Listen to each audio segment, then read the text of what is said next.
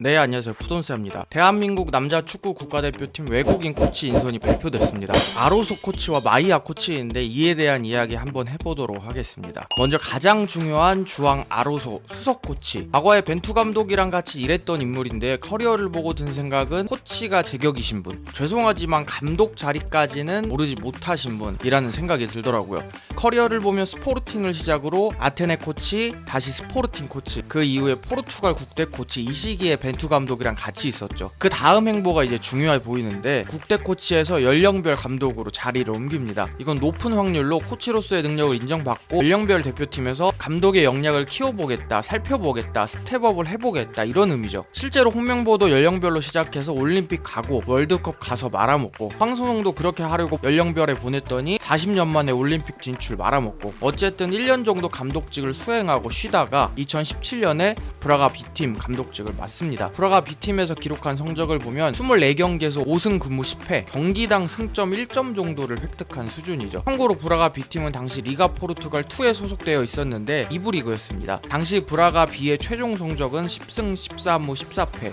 즉 아로소 코치가 감독에서 물러난 이후 후임자가 5승 5무 4패 훨씬 좋은 성적을 거뒀습니다. 자세히 살펴보면 개막 이후 8경기에서 승리를 기록하지 못하다가 3연승하고 반등하나 싶었는데 이후 또다시 12경기에서 무승, 그리고 결국에 브라가 B팀은 이제 아로소 감독을 교체했습니다. 그리고 2020년에 모로코 U20 감독직을 맡았는데 이게 또 코로나 기간이라 대회가 별로 없었는지 자세한 정보는 못 찾았고 1월부터 10월까지 또 그닥 길지 않은 기간 맡았었습니다. 이후 결국에는 다시 코치 자리로 돌아갑니다. 결론만 놓고 보면 성인 무대 1부 리그에서 프로팀 감독 데뷔를 못했습니다. 활동 무대는 다르지만 바꿔놔도 어쨌든 프로 무대 1부 리그 감독은 했었죠. 수원 삼성. 지난 시즌에는 빅토리아 기마랑스 수석 코치로 일을 했는데 결과만 놓고 보면 팀은 5위로 시즌을 마감했기 때문에 나쁘진 않은데, 근데 기마랑스가 원래 그 정도 하는 팀이긴 합니다. 최근 4년 동안 계속 5위와 6위를 왔다 갔다 하는 팀이라서 그래서 막 잘했다고 하기에는 또 좀 뭐하고, 어쨌든 시즌이 끝나고 감독이 팀을 옮기면서 아로소 코치도 기마랑스를 떠났습니다. 정리하면 러시아 월드컵에 함께한 토니 그란데랑은 뭐 한참 부족한 코치이고, 코치로 놓고 봤을 때 최근까지 뭐 유럽 현장에서 활약했고 우리 팀 대표팀 코치로는 정말 나쁘지 않은데 가장 큰 문제는 상주하지 않는다는 거죠. 이게 제일 저는 문제라고 봅니다. 아로소 코치와 같이 오는 마이야 코치가 상주를 하고, 아로소 코치는 일단 상주는 아니고 A매치 기간에는 대표팀과 함께 한다고 하는데, 근데 사실 이건 뭐 당연한 소리잖아요. 그럼 코치가 훈련해야 되는데 A매치 기간에 없으면 뭐하러 씁니까? 그럼 이제 국내에 상주한다는 마이야 코치 경력을 보면 마찬가지로 포르투갈 무대에서 계속 일을 했습니다. 최근에는 뭐 계속해서 벤피카에 있었습니다. 뭐 이것만 보면은 벤피카? 나쁘지 않은데? 라는 생각이 들긴 하죠. 근데 이것도 퍼스트 팀이 아니에요. 벤피카 B팀, 유스팀에서 활동을 했습니다. 저도 분석관을 했었지만 상주가 더 필요한 건 분명히 수석 코치입니다. 어차피 분석관은 주 업무가 영상을 가지고 비디오 분석을 하는 것이고, 수석 코치의 경우에는 자신이 어떻게 팀을 만들 것인지, 선수들을 어떻게 훈련시킬 것인지, 우리 팀의 전술을 어떻게 완성시킬 것인지, 뭐 그런 것이 주 업무인데, 그럼 그 말은 결국 그 훈련에 그 팀에 적합한 선수들을 현장에서 직접 체크해야 되고 계속해서 감독을 비롯해 팀 내부적으로 소통을 원활하게 해야 되는데, 정작 수석 코치는 국내 상주를 안 한다?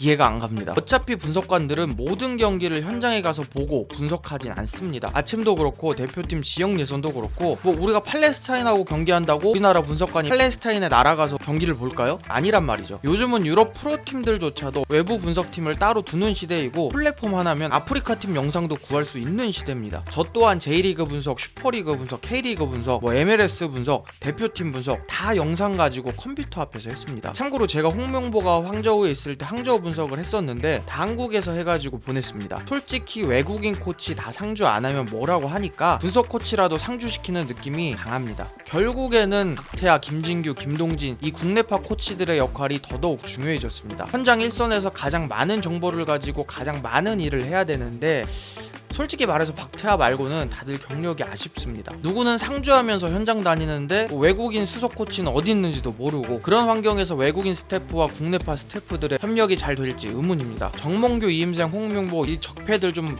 안 봤으면 좋겠는데, 이렇게 외국인 코치들 데려오는 거 보면 선임을 되돌릴 묘수는 없는 것 같습니다. 축협 감사도 별말 없는 거 보면 흐지부지 될 각이고, 이제 대표팀은 선배랍시고 선수들 앞길 막는 감독과 코치들 때문에 거센 비판과 함께 팀이 흔들릴 일만 남았습니다. 신뢰를 잃었기 때문에 안 좋은 점부터 들춰낼 거거든요. 그러니까 이번에 축구협회가 전세계 뛰어가지고 친히 기자들 모시고 원정 간다고 하잖아요. 여론 마사지 잘 좀 부탁한다 뭐 그런 거겠죠. 그럼 또 일부 기자들은 팔레스타인 상대로 경기 잘했다고 긍정적인 기사 써주겠죠. 어쨌든 그 감독의 그 코치들 어중이 떠중이 대표팀이 완성됐습니다. 앞으로 어떻게 개판 치는지 지켜보도록 하겠습니다. 부족한 영상 봐주셔서 감사합니다.